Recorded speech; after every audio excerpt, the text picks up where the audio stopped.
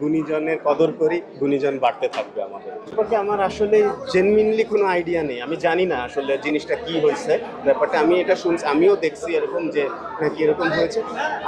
আমি জানি না আসলে এরকম নিষেধ করা আদৌ হয়েছে কিনা, আর যদি হয়ে থাকে আসলে না, এটা তো যার যার পার্সোনাল ব্যাপার না, মানুষ কে কাকে পছন্দ করবে না করবে এটা আমার মনে হয় ব্যক্তি স্বাধীনতা।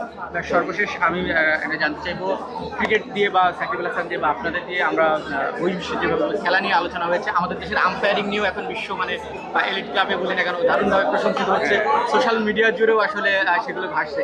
এটা আসলে কতটুকু স্বস্তিদায়ক বা আনন্দদায়ক? আমার আপনাদের কাছে রিকোয়েস্ট থাকবে যে সৈকত ভাই আসলে যে পর্যায়ে চলে গিয়েছে ওনাকে প্রমোট করা উচিত আমাদের, এবং খুব স্ট্রংলি প্রমোট করা উচিত, যাতে করে আমাদের দেশে এই সেক্টরটাও দেখা যাচ্ছে যে অদূর ভবিষ্যতে আরও কিছু ভালো ভালো আম্পায়ার্স আসবে এবং তারা যেন ওই লেভেলে পৌঁছে যেতে পারে।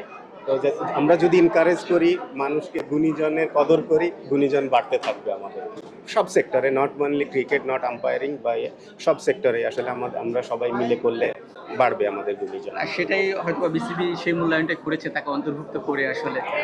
হ্যাঁ, এটা তো অবশ্যই ক্রিকেট বোর্ডের তরফ থেকে তো অবশ্যই ইনিশিয়েটিভ আছে, এবং সব থেকে আইসিসির যেটা প্যানেল হয়, যদিও এটা আইসিসি থেকে হয়, তো ওইটা কিন্তু আরও বড় recognition. Thank you, thank you so so much. Much.